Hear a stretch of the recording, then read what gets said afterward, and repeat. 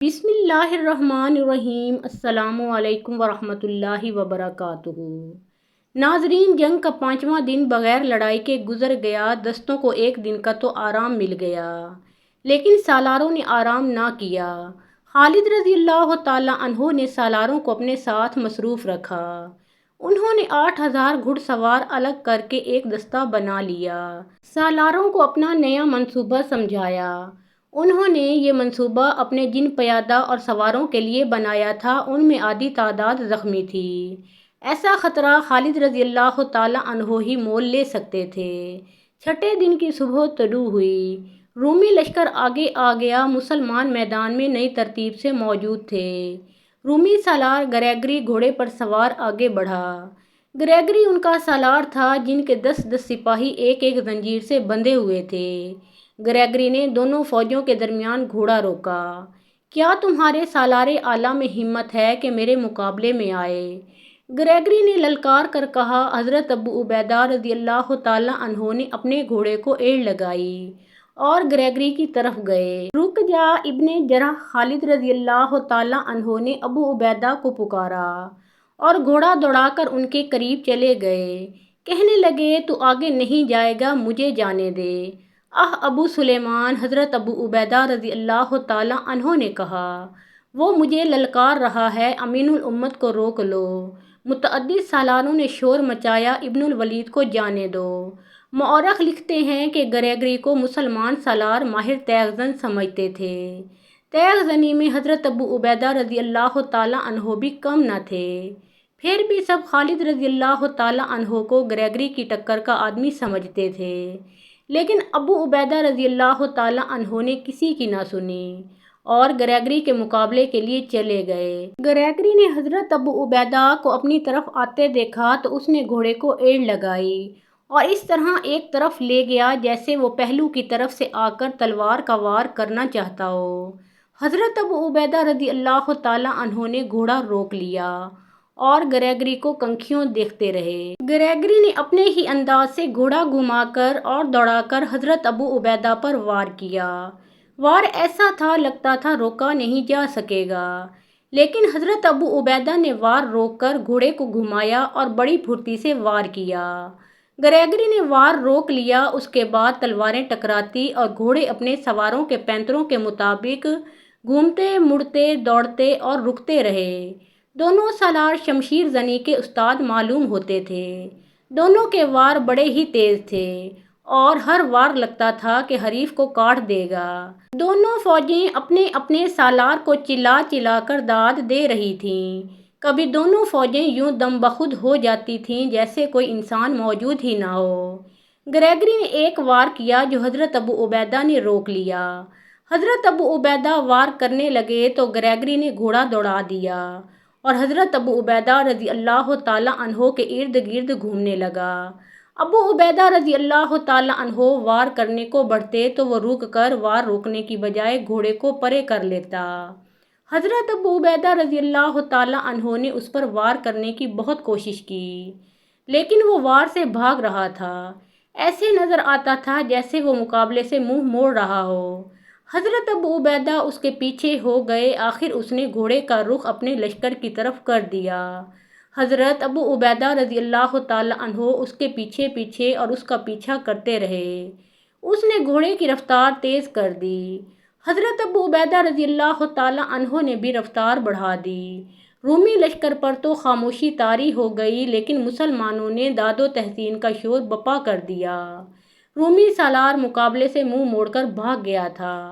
Gregory ने घोड़े को एक तरफ मोड़ा और रफ्तार और तेज़ कर दी। हज़रत अबू उबैदा रज़ी अल्लाह तआला अन्हो ने घोड़े को एड़ लगाई और उसके करीब चले गए। ग्रेगरी ने घोड़ा फ़ौरन घुमाकर हज़रत अबू उबैदा रज़ी अल्लाह तआला अन्हो के सामने कर दिया।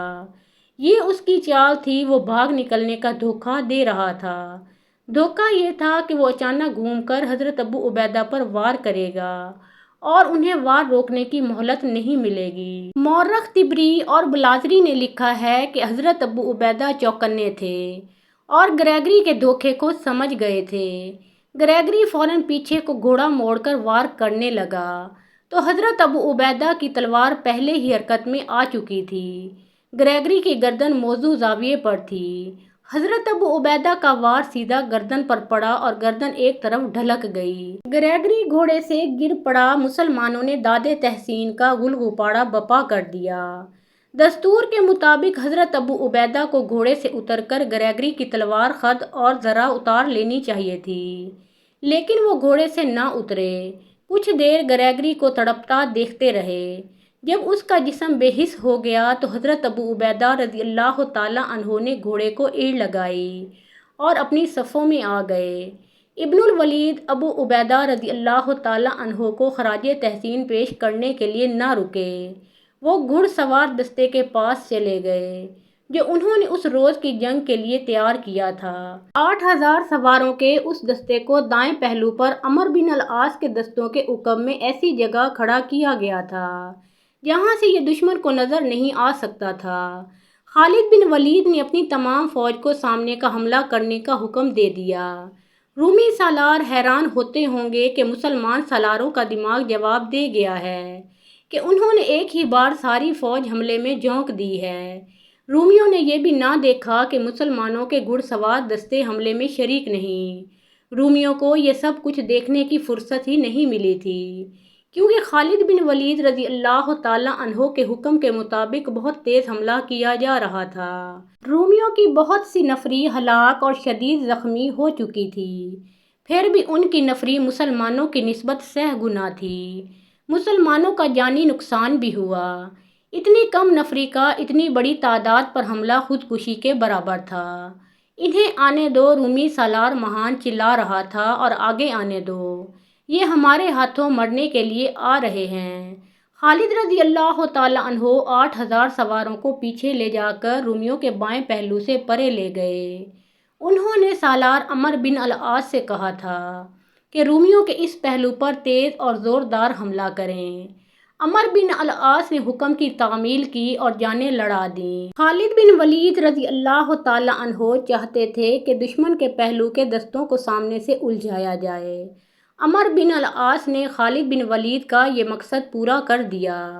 खालिद बिन वलीद रज़ी अल्लाह ताला अन्हो ने 8,000 सवारों में से 2,000 सवारों का एक दस्ता अलग कर दिया था। उन्होंने जब देखा कि दुश्मन के पहलू के दस्ते अमर बिन अल आस के दस्तों से उलझ गए हैं, तो 6,000 सवारों के साथ रूमियों के पहलू वाले दस्तों के खाली पहलू की तरफ से हमला कर दिया। रूमियों के लिए ये हमला गैर मुतवक्का था। उनके पांव उखड़ गए। अमर बिन अल आस ने अपने हमलों में शिद्दत पैदा कर दी।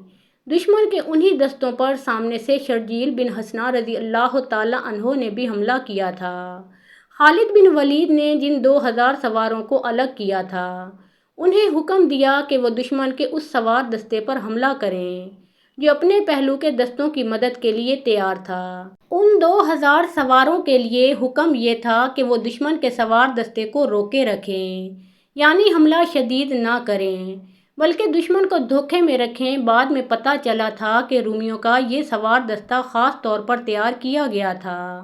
उसे हर उस जगह मदद के लिए पहुंचना था जहां मदद की ज़रूरत थी। मुसलमान सवारों ने उस सवार दस्ते को इस तरह उलझाया कि हमला करते और पीछे या दाएं बाएं निकल जाते, पैंतरा बदल कर फिर आगे बढ़ते और हल्की सी झड़प लेकर इधर उधर हो जाते। खालिद बिन वलीद की ये चाल कारगर साबित हुई। उन्होंने दुश्मन के मुकाबले में इतनी कम तादाद को ऐसी अक्लमंदी से इस्तेमाल किया था कि दुश्मन के पहलू के दस्तों के पांव उखड़ गए। उन दस्तों को तवक्का थी कि मुश्किल के वक्त सवार दस्ते मदद को आ जाएंगे, लेकिन मदद को आने वाले सवारों को खालिद बिन वलीद के 2,000 सवारों ने आंख मचोली जैसी झड़पों में उलझा रखा था।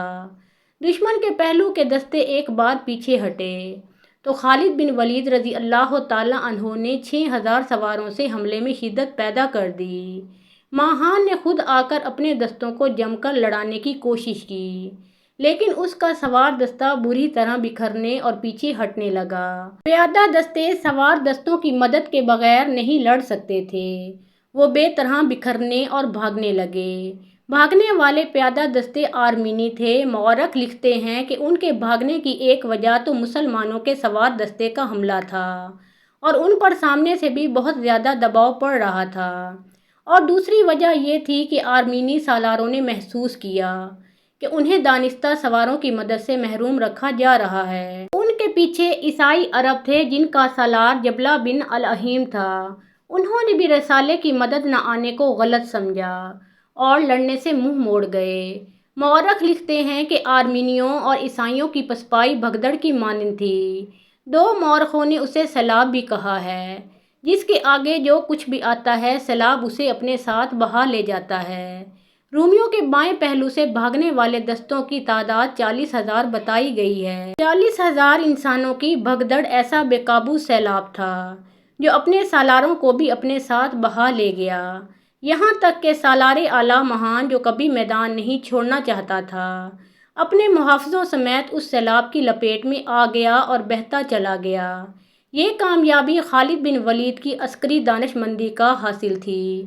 انہوں نے دشمن کے پیادوں کو سواروں کی مدد سے محروم کر دیا تھا اور سواروں سے پیادوں پر حملہ بول دیا تھا۔ خالد بن ولید رضی اللہ تعالیٰ عنہ کے آگے بڑھنے کا رخ مہان اور اس کے 2,000 سوار محافظوں کی طرف تھا۔ ادھر ابو عبیدہ اور یزید بن ابو سفیان اپنے سامنے کے دستوں پر اس انداز سے حملے کر رہے تھے کہ بھرپور لڑائی بھی نہیں لڑتے تھے اور پیچھے بھی نہیں ہٹتے تھے۔ ابو عبیدہ رضی اللہ تعالیٰ عنہ نے دشمن کے ان دستوں کو روکا ہوا تھا جو زنجیروں میں بندھے ہوئے تھے۔ یہ دستے تیزی سے آگے پیچھے نہیں ہو سکتے تھے۔ خالد بن ولید دشمن کے اس رسالے کو جس نے سارے محاذ کو مدد دینی تھی بکھیر کر بھگا چکے تھے۔ اس رسالے کو کھل کر لڑنے کا موقع ہی نہیں دیا گیا تھا۔ خالد بن ولید رضی اللہ تعالیٰ عنہ اب اپنے رسالے سوار دستے کے ساتھ رومیوں کے عقب میں چلے گئے تھے۔ انہوں نے عقب سے حملہ کر دیا۔ یہ رومی فوج کا دوسرا حصہ تھا۔ اس پر اپنے بائیں کے دستوں اور سوار دستوں کے بھاگنے کا بہت برا اثر پڑ چکا تھا۔ ماہان کے غائب ہو جانے کی وجہ سے مرکزیت بھی ختم ہو گئی تھی۔ اب سالار اپنی اپنی لڑائی لڑ رہے تھے۔ وہ اب صرف دفاع میں لڑ سکتے تھے۔ کسی بھی فوج کا بڑا حصہ بھاگ نکلے اور کمک کی امید نہ رہے تو اس صورت میں یہی ہو سکتا ہے کہ اپنی جانیں بچانے کے لیے لڑا جاتا ہے اور موقع ملتے ہی پسپائی اختیار کی جاتی ہے۔ رومی لشکر کے لیے یہ صورتحال پیدا ہو چکی تھی۔ خالد بن ولید نے دشمن کے بھاگنے کے راستے روک لیے تھے سوائے ایک کے۔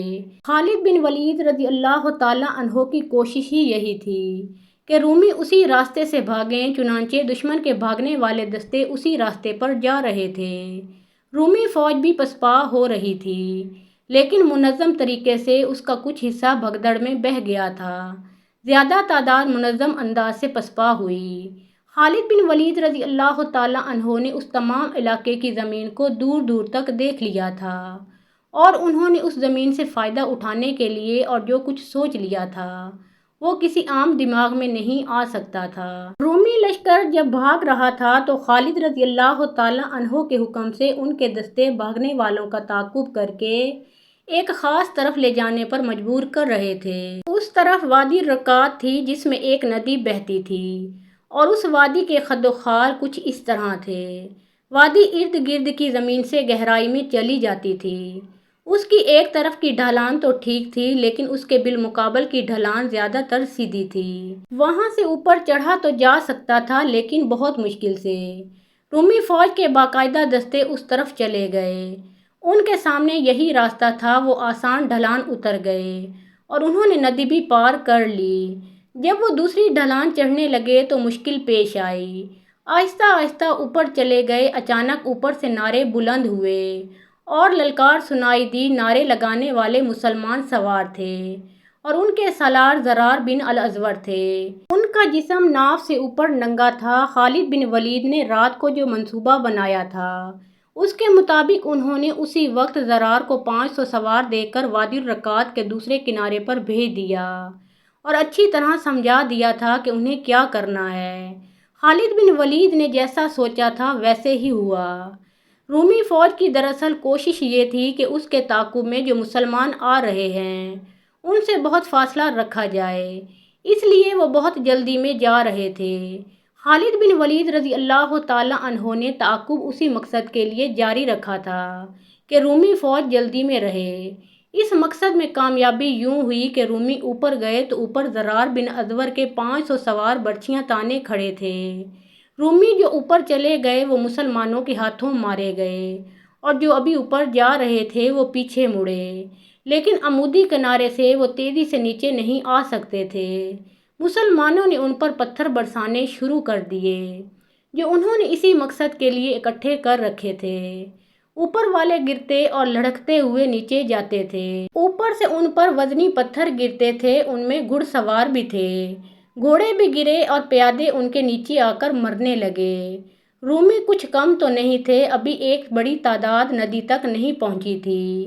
رومی سالاروں نے اپنے آگے جانے والوں کی تباہی دیکھی تو اپنے دستوں کو آگے جانے سے روک دیا اور وادی میں اترنے کی بجائے انہیں اوپر صف آرا کر دیا۔ وہ لڑ کر مرنا چاہتے تھے۔ آرمینیوں اور عیسائی عربوں کی بھی کچھ نفری ان سے آ ملی تھی۔ یہ نفری بھاگ رہی تھی اور مسلمان انہیں وادی کی طرف لے آئے تھے۔ خالد بن ولید رضی اللہ تعالیٰ عنہ اپنی فوج کے ساتھ تھے۔ انہوں نے دشمن کو صف آرا دیکھا تو اپنے سالاروں کو بلا کر کہا کہ دشمن پر حملہ کر دیں۔ ان میں لڑنے کا دم نہیں رہا۔ خالد بن ولید رضی اللہ تعالیٰ عنہ نے کہا، سیدھا حملہ کر دو، میرے حکم کا انتظار نہیں کرنا۔ ان کے لیے پیچھے ہٹنے کی جگہ نہیں ہے۔ ایک طرف دریا یرموک ہے، دوسری طرف گہری وادی ہے، سامنے ہم کھڑے ہیں، ان پر حملہ بول دو۔ رومی پھندے میں آ گئے تھے، ان کا لڑنے کا جذبہ پہلے ہی ختم ہو چکا تھا۔ بعض مورخوں نے مسلمانوں کی تعداد 30,000 اور دو نے کچھ اس طرح لکھی ہے، شہادت اور شدید زخمیوں کی وجہ سے نفری کم ہو گئی تھی۔ ایک دستے کو عورتوں اور بچوں کی حفاظت کے لیے پیچھے چھوڑ دیا گیا تھا۔ مسلمانوں نے حملہ کر دیا، اس میں کوئی چال نہ چلی گئی۔ اس حملے کا انداز ٹوٹ پڑنے جیسا تھا۔ سوار اور پیادے گڈ مڈ ہو گئے تھے۔ رومی اب زندگی اور موت کا معرکہ لڑنے کے لیے تیار ہو گئے تھے۔ وہ تو تربیت فوج تھی، اس فوج کی اگلی صف نے مسلمانوں کا جم کر مقابلہ کیا، لیکن وہ جگہ ایسی تھی جہاں دائیں بائیں ہونے اور گھوم پھر کر لڑنے کی گنجائش نہیں تھی۔ اس وجہ سے رومی اپنے ہی ساتھیوں کے ساتھ ٹکرانے اور ایک دوسرے کے لیے رکاوٹ بننے لگے۔ یہ صورتحال مسلمانوں کے لیے سود مند تھی۔ رومیوں کی اگلی صف نے مقابلہ تو کیا، لیکن اس کا کوئی ایک بھی آدمی زندہ نہ رہا۔ مسلمان سواروں نے رومی پیادوں پر گھوڑے چڑھا دیے اور انہیں صحیح معنوں میں کچل ڈالا۔ جہاں جگہ کشادہ تھی وہاں رومیوں نے مقابلہ کیا، لیکن مورخوں کے مطابق یوں بھی ہوا کہ گرد و غبار میں رومیوں کو ہی کاٹ ڈالا۔ اپنے پرائے کی پہچان نہ رہی۔ یہ بڑا خوفناک معرکہ تھا، بڑی بھیانک لڑائی تھی۔ یہ رومیوں، عیسائی عربوں اور ان کے اتحادی قبیلوں کا قتل عام تھا۔ گھوڑوں کو اٹھا کر ان پر گراؤ، یہ خالد کی للکار تھی۔ مومنین، کفر کی چٹانوں کو پیس ڈالو۔ مسلمان سوار باغوں کو جھٹکا دیتے تو گھوڑے اپنی اگلی ٹانگیں اٹھا لیتے تھے، اور جب گھوڑے ٹانگیں نیچے لاتے تو ایک دو رومی کچلے جاتے۔ یہ تو رومیوں کا قتل عام تھا۔ رومی وادی الرقات کی طرف بھاگ رہے تھے، جہاں وہ اگلے عمودی کنارے کی ایک گھاٹی پر چڑھتے تو زرار کے سواروں کی برچھیوں سے چھلنی ہوتے اور اوپر سے لڑھکتے ہوئے نیچے آتے۔ مسلمانوں نے اس فتح کے لیے بہت سی جانیں قربان کی تھیں، اور جو شدید زخمی ہوئے تھے ان میں کئی ایک ساری عمر کے لیے معذور ہو گئے تھے۔ یہ جنگ مسلمان عورتوں نے بھی لڑی تھی۔ عورتوں نے اپنے بھاگتے مردوں کو دھمکیاں دے کر بھاگنے سے روکا تھا۔ اب وہ دشمن جو اسلام کو ہمیشہ کے لیے ختم کرنے کے ارادے سے 1.5 لاکھ کا لشکر لایا تھا، بڑے برے پھندے میں آ گیا تھا۔ وادی الرقات اس کے لیے موت کی وادی بن گئی تھی۔ اللہ نے مومنین کی وہ دعائیں قبول کر لی تھیں جو وہ راتوں کو جاگ جاگ کر مانگتے اور اللہ کے حضور گڑ گڑاتے رہے تھے۔ وہ ایک آیت کا ورد کرتے رہے تھے۔ کتنی ہی بار چھوٹی چھوٹی جماعتیں اللہ کے چاہنے سے بڑی بڑی جماعتوں پر غالب آئی ہیں۔ اللہ صبر و استقامت والوں کا ساتھ دیتا ہے۔ اب میدان جنگ کی یہ کیفیت ہو گئی تھی کہ رومیوں کی چیخیں اٹھتی تھیں جو مسلمانوں کے نعروں میں دب جاتی تھیں۔ وادی میں گہری کھائیاں بھی تھیں، بعض رومی ان میں بھی گرے اور بڑی بری موت مرے۔ جنگ یرموک کے چھٹے اور آخری روز کا سورج میدان جنگ کے گرد و غبار میں ڈوب گیا۔ مشعلیں جل اٹھیں اور رومیوں کی لاشوں کے درمیان گھومنے پھرنے لگیں۔ یہ مسلمانوں کی مشعلیں تھیں، وہ اپنے شہیدوں اور شدید زخمیوں کو اٹھا رہے تھے اور مال غنیمت بھی اکٹھا کر رہے تھے۔